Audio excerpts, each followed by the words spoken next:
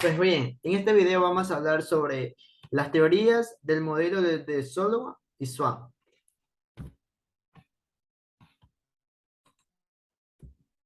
Nos dice, estos modelos de crecimiento nos puso un antes y un después mediante estas teorías para el crecimiento económico. Bueno, vamos a empezar con el crecimiento económico. Nos dice que el crecimiento económico en el corto plazo, las posibilidades de potenciales de la producción basadas en el capital y la tecnología están dadas. ¿Cuándo? Cuando el capital sea físico y si las posibilidades tecnológicas cambian a lo largo del tiempo, más correctamente el capital se acumula la tecnología experimentada para obtener mejoras progresivas. Y también nos damos cuenta de que tiene una cavidad lo que conoce como crecimiento económico, que el crecimiento económico tiene relación a las diferencias de las tasas de crecimiento que se registran en las distintas economías que se plantean denominadas hipótesis de convergencia.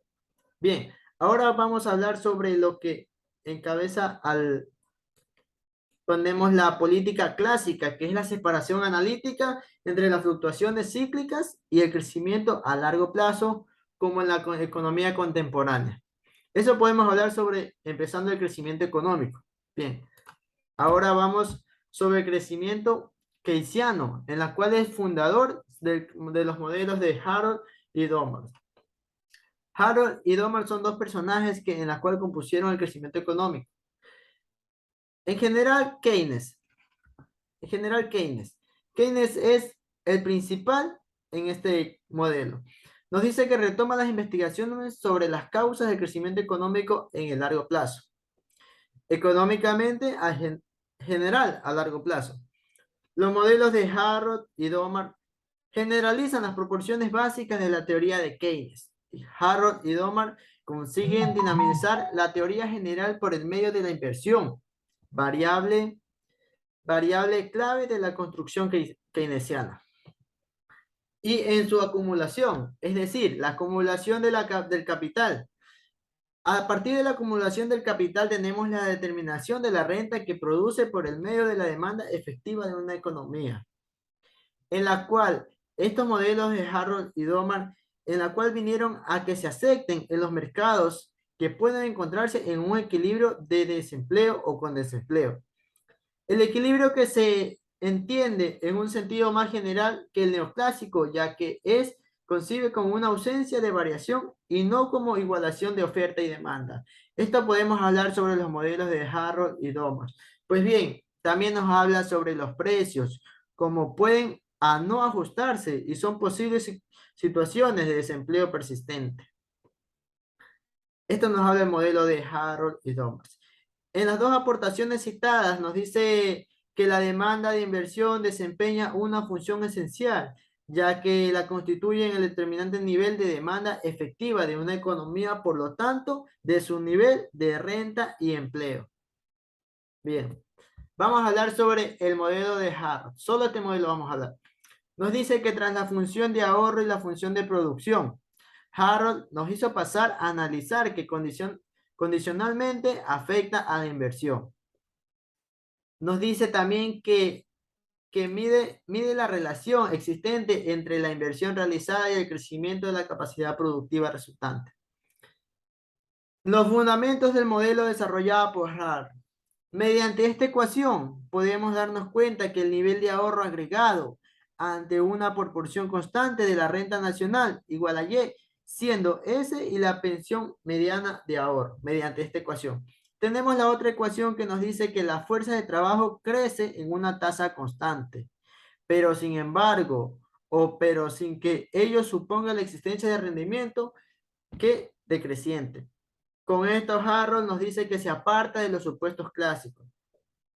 Tenemos que Harold dijo que existe una única combinación de capital y de trabajo dentro de la función de producción, que no existiendo, además, el progreso técnico que pudiese alterar a dicha relación, ni siquiera la depreciación en el capital lo podría. Mediante esta otra ecuación podemos plantear el capital, que nos dice que es una parte del volumen de la producción existente. Este es el modelo de Harrod. ¿Cómo nos explica Harrod su teorema? Tenemos la generalización de la macrodinámica del modelo de Harrod y Domar. Voy a hablarles un poquito sobre estos dos personajes. Nos dice que el modelo de crecimiento de Harrod nos dio a conocer en 1939, mediante que Domar en 1946, en la cual aumenta las ideas del modelo keynesiano o Keynes a través de la macroeconomía dinámica. Nos dice que desde el principio del modelo de Harrod y Domar se realizó la forma paralela e independiente para ambos planteamientos, que en los cuales llegaron a conclusiones muy similares, aunque algunas diferencias, y procura dar una orientación dinámica al aporte de Keynes y la fundaron un modelo que iba a ser punto base para progresos posteriores. Eso podemos hablar sobre estos dos personajes que en la cual dieron un apoyo al crecimiento económico keynesiano. Ellos dieron como un aporte más. Vamos a hablar sobre el modelo de Domar. Este personaje, Domar, al contrario que Harrod. Domar enfoca que el problema del crecimiento económico con una plena utilización de la capacidad instalada nos dice que no desde los incrementos de la renta, sino desde el incremento de la inversión. Domar nos dice que se centra en el crecimiento de la demanda de la inversión, pues había un multiplicador que determina tanto la tasa de crecimiento como de la renta, como la capacidad de la productividad, en la cual esto nos da un crecimiento de demanda de inversión determinada, asimismo que el crecimiento económico sea o no equilibrado. Según Domar nos dijo esto. Nos dice Domar que la senda de crecimiento equilibrado de la economía será aquella que a lo largo del cual la producción crece a la tasa en la que se va aumentando la capacidad productiva. Domar nos dijo esta situación. Tenemos la hipótesis. En la hipótesis tenemos que los modelos de crecimiento neoclásicos suponen un equilibrio competitivo general. Esto puede decir, o es decir, que la presencia del equilibrio simultáneo, no todos los mercados bajo una plena flexible de precios. En esta ecuación se denomina una ecuación diferencial fundamental del modelo de Showa y Swan.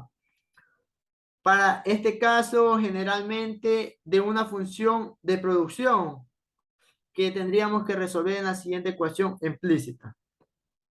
En la ecuación del estado estacionario nos indica que el capital per cápita depende de forma directa de la tasa de ahorro y de forma inversa del crecimiento de población.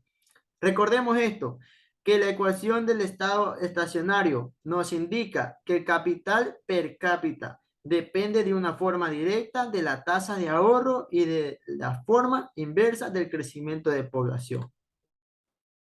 El estado estacionario. El estado estacionario nos dice que la ecuación del estado estacionario, esto nos indica que el capital per cápita depende de forma directa de tasa de ahorros y de forma inversa del crecimiento de población. Esto es casi similar a lo que antes yo había dicho.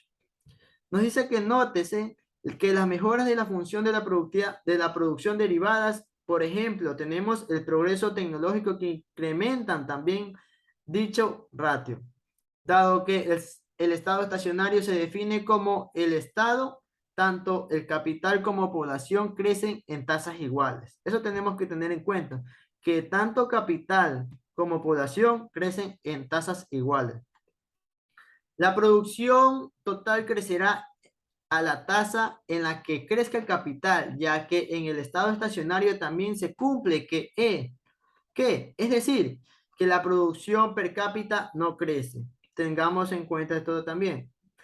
Pues valer, dice que la tasa en la que crece el capital, ya que en el estado estacionario también se cumple, es decir, que la producción per cápita no crece. Y nos dice que por ello la producción crece a la misma tasa que la población. Esto es por los mismos motivos que los niveles de ahorro de consumo agregados crecerían a la misma tasa de la población. Esto no puede señalarse en el estado estacionario, nos señala que estos resultados son consecuencias de la ausencia del progreso técnico, ya que si no hay avances de estado de tecnología o tecnológicos, los rendimientos serían decrecientes en factores en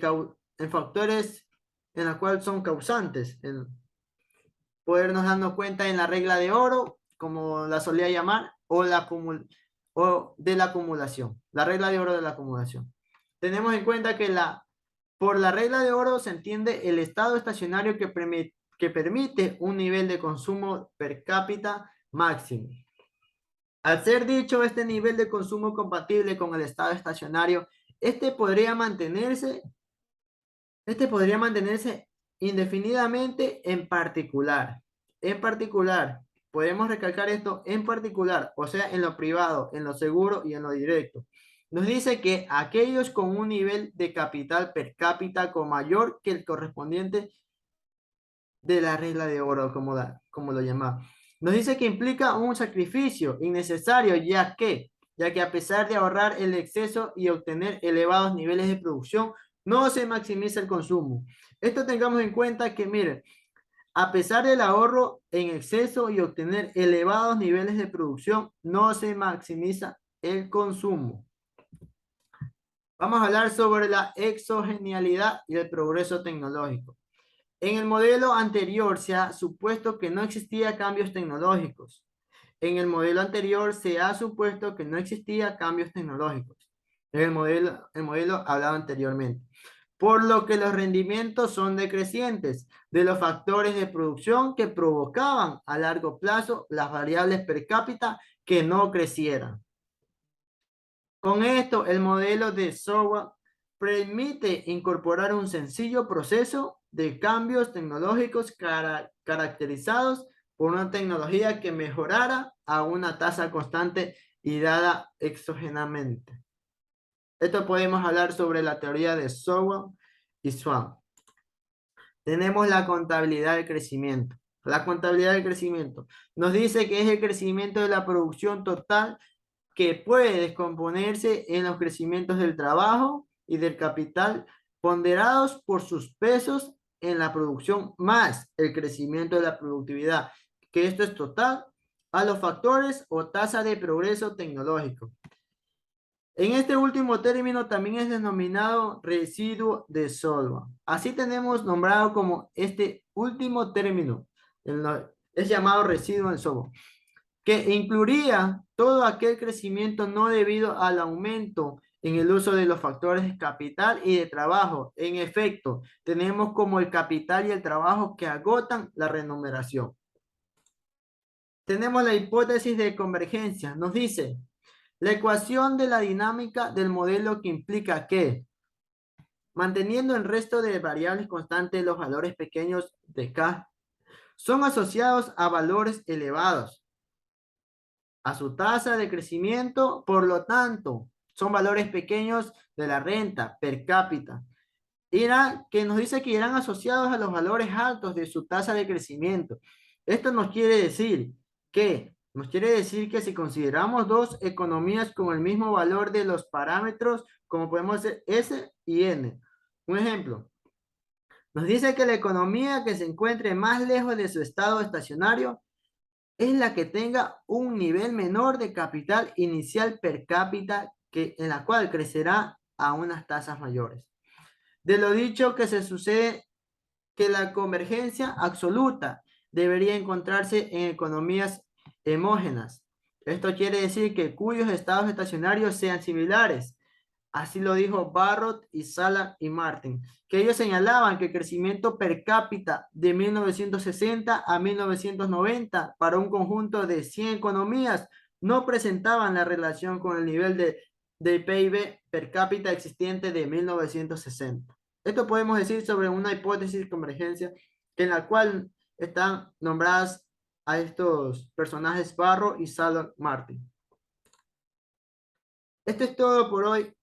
Y gracias por ver el video.